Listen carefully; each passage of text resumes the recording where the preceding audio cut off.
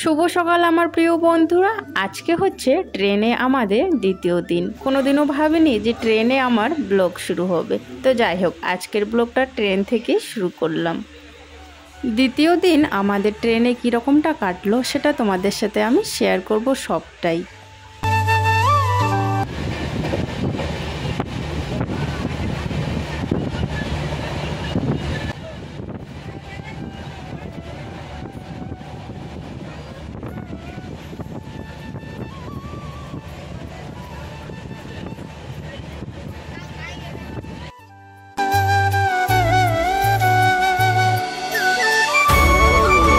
সকালবেলা আমাদের ব্রাশ করা হয়ে গেছে, আর এখন হচ্ছে চুলগুলো করে একটু আঁচড়িয়ে নিচ্ছি। মানে সারাটা দিন জানলা দিয়ে এত হাওয়া আসে, চুলের অবস্থা দেখতে পারছো? চুলের অবস্থা একদমই অন্যরকম হয়ে গেছে। একদম চুলের যে জ্বরটা আছে সেটা আর কি আমি সারাতেই পারছি না।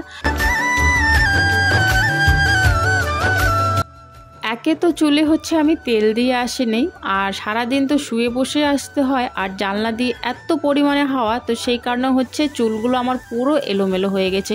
কোনো রকম হালকা হালকা চুলগুলো একটু আঁচড়িয়েছি, আঁচড়ানোর পর হচ্ছে আবার বেনুনি করে রাবার দিয়ে বেঁধে রেখে দিয়েছে। এদিকে হচ্ছে প্রীতম বলছে যে চিপস খাবে, তো এদিকে ট্রেনেই তো সব কিছু বিক্রি হয় তোমরা জানোই, তো সেই জন্য চিপসের দোকানটাও পেয়ে গেলাম। দোকান তো না, একজনে নিয়ে এসেছিলো আর কি, তো সেখান থেকে হচ্ছে একটা বড় চিপসের প্যাকেট দিয়ে দিলাম, দুজনে মিলে খাচ্ছে বসে বসে।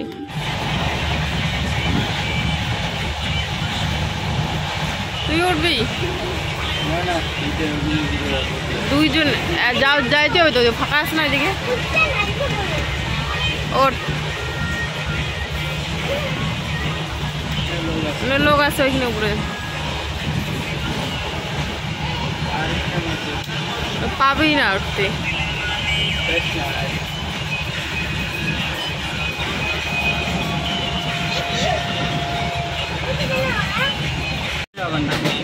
উঠুক, উপরে সিটে উঠে নাই যে ওটার শখ।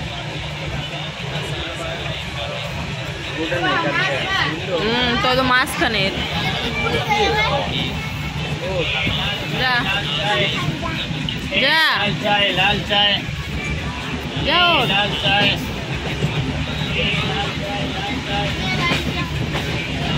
ওর তোর বাবা ধরতেছে।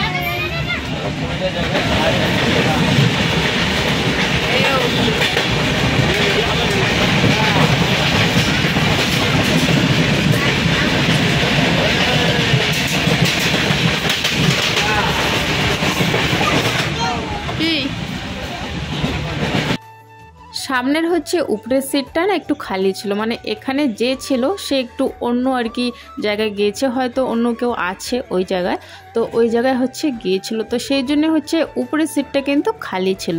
তো এই যে এদের শখ যে উপরের সিটে উঠবে, তো প্রীতম চলে গেল, একা একা উঠে পড়েছে আর কি প্রীতম, আর এখন নাকি প্রীতি উঠবে, তো সেই কারণে ওকে আর কি ওর বাবা আর কি উপরের সিটে আর কি বসিয়ে দিল। আর ও একা একা উঠতে পারছিল না যেহেতু, সেই জন্য কোলে করে আর কি নিয়ে বসিয়ে দিল। আর এদিকে হচ্ছে একটা ছোট্ট বাচ্চা ছিল, যেহেতু প্রীতিও ছোট, তো ছোট জানো ছোটোর কাছেই আর কি আসে, তো সবাই মিলে আর কি খেলছিল, আর ও বারবার আসছিল আর কি প্রীতি আর প্রীতমের কাছে খেলার জন্য।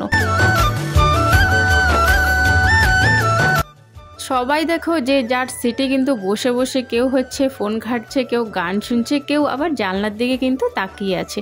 বসে বসে আর কি করবে, এসব করা ছাড়া তো আর কোনো কিছু উপায় নেই, তাই না? আর এইদিকে হচ্ছে দেখো ট্রেনে এসছিলো তোমার হচ্ছে বিরিয়ানি, তো প্রীতি বলছে বিরিয়ানি খাবে, তো সেই কারণে হচ্ছে ওই চিকেন বিরিয়ানি নেওয়া হয়েছে।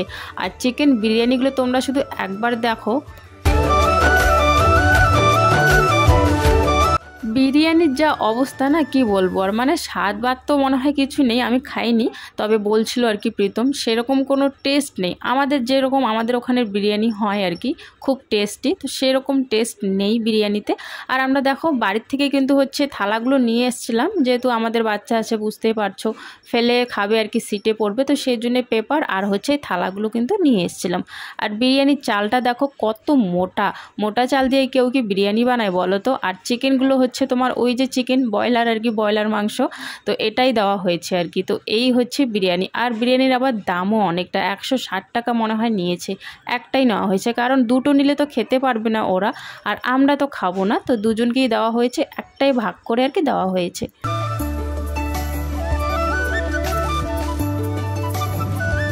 দেখেছো বন্ধুরা বিরিয়ানিগুলোর কি অবস্থা, কিন্তু কি আর করা যাবে, খেতে তো হবেই, ওই খিদে চোটে আর কি খাওয়া, আর কিচ্ছু না। আর সকালবেলা হচ্ছে আমি খেয়েছি ওই চা আর বিস্কিট, তো আমরা বাড়ির থেকে নিয়ে এসেছিলাম, তো বিস্কিট দিয়ে চা খেয়েছি। প্রীতমের বাবা আবার কিছু খায়নি, ও নাকি চা খাবে না, আর দুজনকে দেওয়া হলো বিরিয়ানি। আর এর আগে কিন্তু বিস্কুটও খেয়েছি আর কি, দুটো করে দুজনে।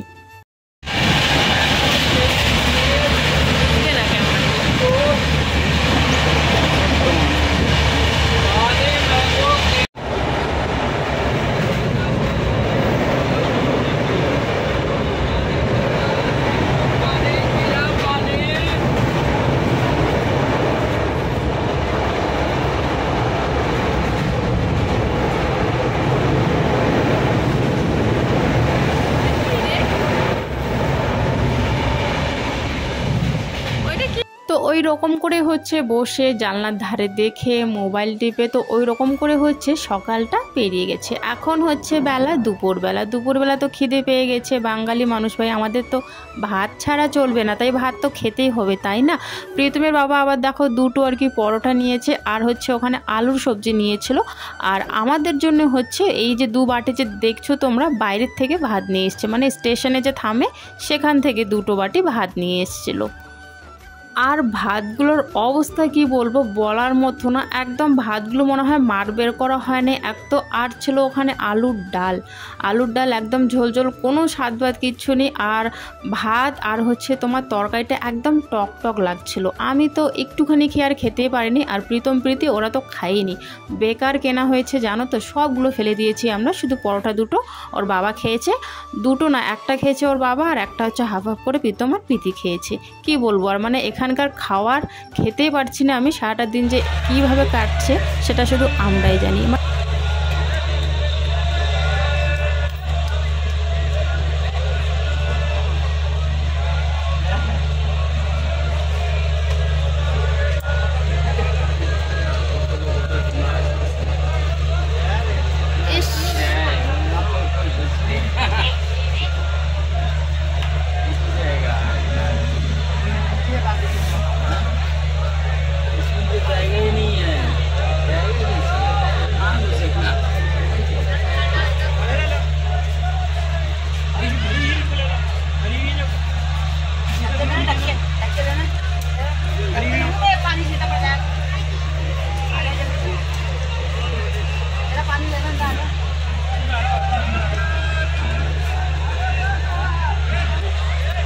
সব গেটোতে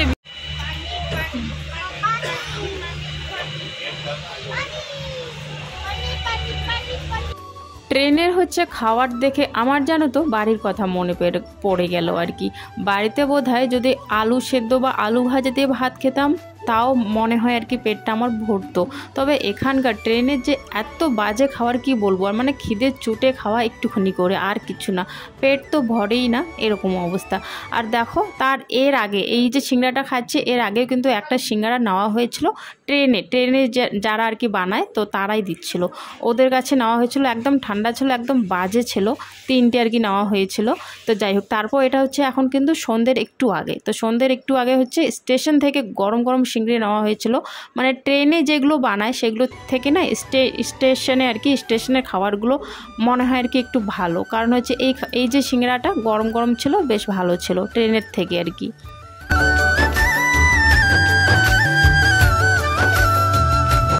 আমাদের এইদিকে কিন্তু বাদর খুব কম পরিমাণে দেখা যায়, তাই না। তো এখানে হচ্ছে অনেকগুলো বাদর দেখে প্রীতি তো অনেকটাই খুশি, জানলার ধারে বসে বসে দেখছিল। তবে প্রীতম সেগুলো দেখতে পারেনি, প্রীতমেরও অনেক ইচ্ছে ছিল বাদর দেখার, ও সেই সময় আর কি ঘুমোচ্ছিল, তো সেই কারণে ও দেখতে পারেনি। তো যাই হোক, এখন কিন্তু হয়ে গেছে রাত, আর রাত হয়ে গেছে, স্টেশনের ভাত এনে তো একবার দেখলামই যে কীরকম বাজে টক লাগে। তো এখন আচ্ছা ভাবলাম যে চলো একবার দেখি ট্রেনের রান্নাগুলো খাওয়া যাক আর কি, ট্রেনের ভাতগুলো কীরকম হয়। তো সেই কারণে হচ্ছে এখন ট্রেনের থেকেই অর্ডার করা হয়েছিল খাবার। তো এই খাবারটা একটু মোটামুটি আর কি ছিল, তাও সেরকম স্বাদ ছিল না, বুঝতেই পারছো বাড়ির খাবারের মতো কোনোটাই হয় না। তো যাই হোক, রাতের খাওয়া দাওয়া হয়ে গেছে, আর রাত এখন বাজে 12:30, আর এখন হচ্ছে জয়পুর স্টেশনে আমাদেরকে নামিয়ে দেওয়া হয়েছে, জামাইবাবু এসছে আমাদেরকে নেওয়ার জন্য।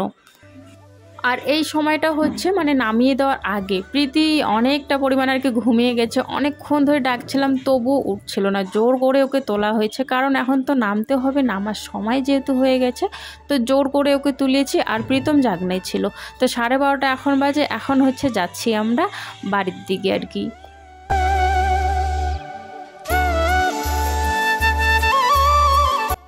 এত রাতে রাস্তাঘাটে সেরকম ভিড় না থাকলেও ট্রেনে দেখো, মানে ট্রেন বলছি কেন, স্টেশনে দেখো কতটা ভিড়, মানে লোকের উপরে লোক আর কি, এতটা ভিড়। আরও এই জায়গাটা ছেড়ে আরও একটা জায়গায় আমরা যখন যাই না, ওখানে তো মানে কি বলবো, আর পা দেওয়ার জায়গা নেই, এতটা ভিড়। তো যাই হোক, এখন হচ্ছে আমরা স্টেশন থেকে কিন্তু বাইরে এসে পড়েছি। আর এখানে এই যে দেখছো টোটোটা, আমি তো এখানে দেখে মানে প্রথমে অবাক হয়ে গেছি যে এখানেও আমাদের ওখানের মতো আর কি টোটো এখানেও আছে, আগে কিন্তু ছিল না। তবে এখানেও এখন বেরিয়েছে এই টোটোগুলো, বেশ ভালো লাগলো। তো টোটো করে হচ্ছে আমরা কিন্তু এখন যাচ্ছি। আর রাস্তাঘাটগুলো দেখে দেখে যাচ্ছিলাম, অনেকটাই ভালো লাগছিল, যেহেতু শহর বুঝতে পারছো, সারা জায়গায় লাইট লাগানো আর কি। তো সেগুলো আর কি দেখতে দেখতে আমরা যাচ্ছিলাম।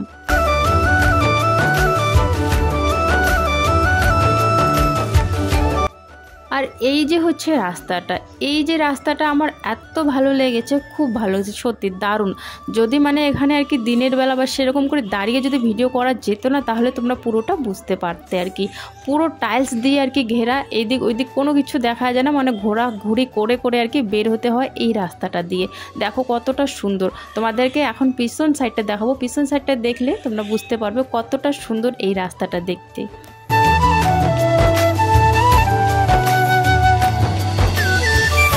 তো যাই হোক বন্ধুরা, আজকের ভিডিওটা তাহলে এখানে শেষ করে দিচ্ছি। দেখা হচ্ছে আগামীকাল বাড়িতে গিয়ে। সবাই ভালো থাকবেন, সুস্থ থাকবেন।